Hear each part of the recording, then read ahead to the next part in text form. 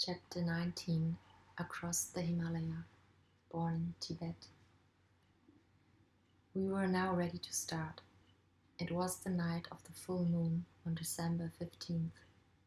Akung Tulko was carrying a very heavy load on his back, and I asked him if he could really take so much, adding cheerfully, "It might end in your collapse." Laughingly he replied, "This is the decisive night, and I can do it. Please remember that I'm tougher than you." When we reached the level ground, we could hear voices in the neighboring village and dogs barking in the far distance. However, we got as far as the sandy approaches to the river, and everyone was hopeful. I went from group to group to encourage those in the rear to move more quickly, and as I was walking between them, I saw a man in Kongpo dress in front of me behind a thorn bush. As I looked at him, he disappeared. But soon afterwards I saw another man in the same costume who was carrying a rifle. I thought he might be Chinese, as he had very light skin. He too disappeared. I noticed that some groups of stragglers were going in the wrong direction, so I had to rush after them to bring them back. At last my group reached the river and were the first to embark. 8 of us got into one coracle with Urki and Tenzin to paddle, followed closely by a second group. The full moon was just rising. It took some time to get across, though Urki and Tenzin went as quickly as possible, and as soon as we disembarked, he was ready to take the coracle back to fetch another lot of passengers. I heard a shout from the river from the man who was paddling another coracle. He was calling me by my name and saying that he was unable to get across and they would all be drowned. I told him not to panic. It would be all right, and he carried on and landed his party.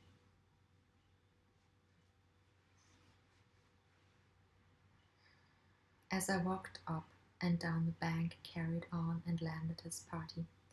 As I walked up and down the bank talking to the 3 groups who had arrived, I suddenly heard gunfire. At first I thought it must have come from one of our party. Then a second shot was fired, and I could hear shrill shouts from Chinese voices. The firing became continuous, and bullets came whizzing above us. Some of the remaining refugees jumped into coracles and were able to get across. The firing still went on, becoming even heavier. Altogether, about 50 people reached our side, and we rushed up the strip between the river and the backwater, expecting to find the dry passage at the end of the water, but no one could locate it. Since the Chinese were evidently in force on the other side, we expected that there would also be some of them there, so all heavy baggage, such as bags containing coins and jewelry, was thrown into the water. Being unable to find the passage, we tried to wade across the backwater, but found it too deep.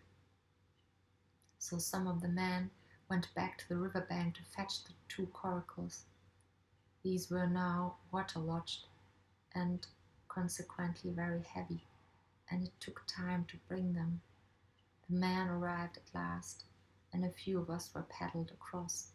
Everyone wanted to jump into the 2 coracles at once, so some had to be ordered to wait for the return journey till finally all got across. By this time it was near sunrise. Many of the fugitives began to panic and rushed off on their own without waiting for me or anyone else to instruct them. Zeppa and his wife, Akung Tulku, Yak Tulku, Setsa, Yak Tulkus and my attendants were the only ones near me, and we started southwards towards the mountains. Yönten was still paddling people across the backwater, so I did not see him.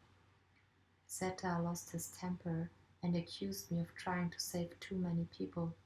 He said that our best plan would be to try and find a hiding place nearby. We could then go down the strip again and try to collect some of the baggage that we had left on the bank of the river, for the firing and had now died down. I begged him not to attempt it, for we had already climbed some more way up towards the village. However, he was determined to go and said that he would return with Jurten. I told him that we intended to walk up the mountain until we found a suitable place where we would hide.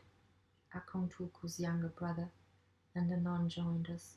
We were all utterly exhausted, having eaten hardly anything, and the climb took a long time.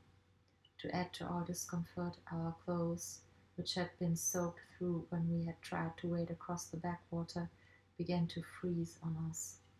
As light broke in the sky, we could see the village in front of us. There were people on the balconies of the houses, some of whom looked like Chinese, and in the surrounding fields, herdsmen were taking the animals out to the grazing grounds. But there seemed no better way than to creep through the village between the hedges, and we succeeded in doing this without mishap.